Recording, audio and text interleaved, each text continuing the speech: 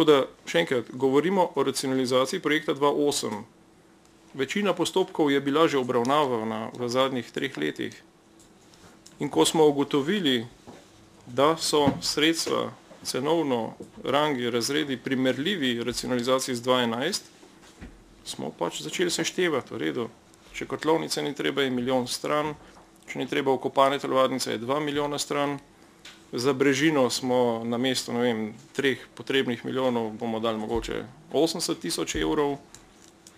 Za športno dvorano, ne vem, govori se, da je to 3 milijone, ne vem, odkje je ta podatek, no, zasledil sem ga pač v medijih. Gre za rekonstrukcijo, za obnovo športne dvorane, je pa mislim, da dobro, da jo obnovimo, ne. Tudi za zunanjo ureditev sem prej povedal, da gre praktično za minimalne spremembe. A ne, pa gospod Sekavčnik, mislim, da ste sam na investicijah delu, da vemo, da investicijski program se bo sestavil, ko boste to potrdili.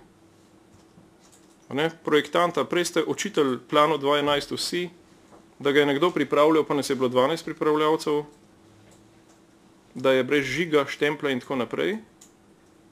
Sedaj je spet problem, ko sta projektanta to dala od sebe, ona dva pa jamčita to žigom in podpisom. Tako da ne vem, kaj naj še uporabim. Gre pa za racionalizacijo tistega projekta, ki je že bil, tako da v bistvu ste seznanjeni tudi s to vsebino. In gospod Zagorc je takrat rekel, da meni vse na 5 straneh, pa sem se držal tega, samo daj mi, kakšna je razlika med A pa B pa C, če je treba. Je bil tudi gospod Tonin dol, pa še kdo drug. Se pravi, investicijski program vsebuje tako plan financ, kot tudi terminski plan. In izdela se na osnovi, ko je projektna dokumentacija že dokončana, z današnjim sklepom boste pa to omogočili. Takrat je bilo rečeno, gospod Zagorc je rekel, mi bomo odločili, katera varianta bo šla, ko boste primerjavo pripravili. Pa še nekaj je tisk, ki se nam očita, da na en stran se nič ne naredi, na drugi strani pa ihta. Projektanti imajo še kaj drugega za početi, ampak mi smo takrat 14 dni porabili, da smo tisti plan 2.11 sestavili skupaj. Skoraj nemogoče. Zdaj vmes sta pač 2 dobra meseca minila in mislim, da je to tudi čas, da nekdo lahko v miru to pregleda. Je bilo potrebno statiko pregledati, toliko gospod Hočevar pove, je bilo potrebno vse sestavne dele projekta pregledati. Strojne inštalacije, vse skupaj. Ne vem, kako bi tudi, ko tako hvalite plan 2.8, pridobili gradbeno dovoljenje, če Svilanit nikdar ne bi izdal za biomasno kotlovnico soglasij, ki so nujno potrebne za gradbeno dovoljenje. To so tudi še soglasja, ki manjkajo. Zato smo šli pač njim nasproti, da smo skušali eno sredino najti.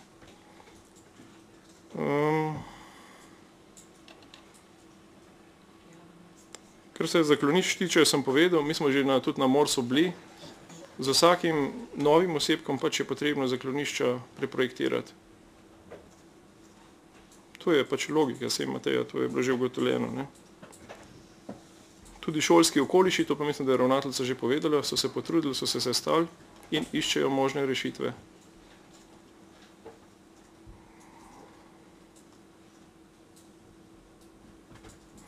Pa tudi gospod Stražar, ko ste govoril o večnivojskih parkiriščih, marca ste bil proti temu, no, tako da ne vem, kako je zdaj to, kar naenkrat pa spet tako.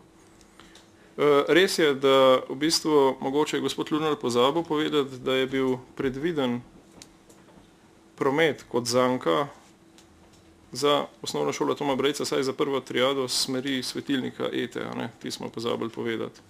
In je s tem uvoz metalka razbremenjen.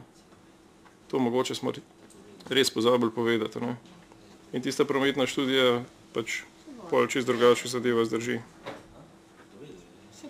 Matej, kar se meje tiče, jaz mislim, da nismo na nobenem robu, na nobeni meji.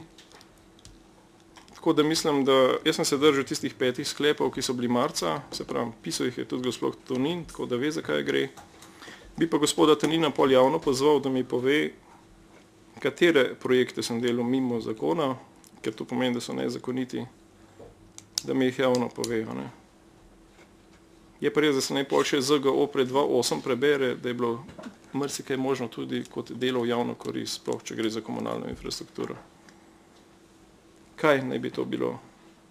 Tako da to bi rad javno pol dobil, ne.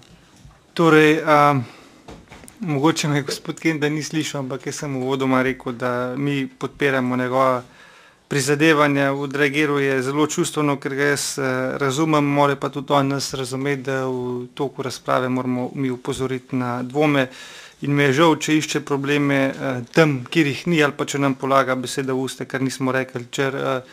Meni je to nek način politikanskega delovanja, ampak mi ne bomo delovali, bom rekel, z neke užaljenosti in zdaj nasprotovali.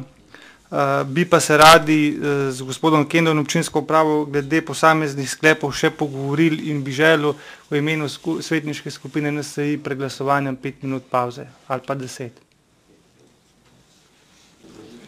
Kaj potem ni pauze? Nismo dobili, ok, v redu.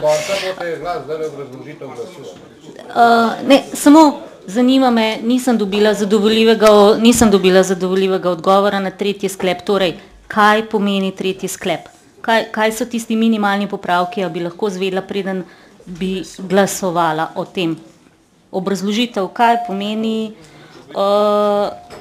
spremembe pri izvedbi zunanje ureditve na območju K2 šole? Kaj je to? O katerih spremembah govorimo? Razprava je bila zaključena, zdaj je samo še obrazložitev glasu. Aha, v redu, pol tretji sklep bom glasovala proti, ker nisem dobila zadovoljivega odgovora. Hvala. Skupaj s tisto rešitvijo. To se pravi, tudi v planu 2.8, ki ste ga zagovarjali, ni bilo dovolj parkiriščih, je zdaj praktično več.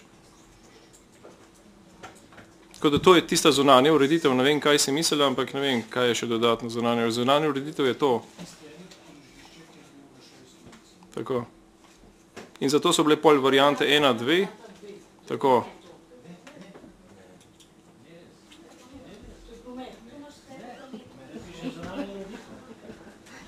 Ne, zunanja ureditev je zunanja ureditev. To pomeni zunanja ureditev. To pomeni, da je tam pri osnovni šoli Toma Brejca dostop pač z enosmerno cesto, dol pri Metalki pa z enim minim obrečališčem, da greš nazaj gor. To je bila vsa sprememba.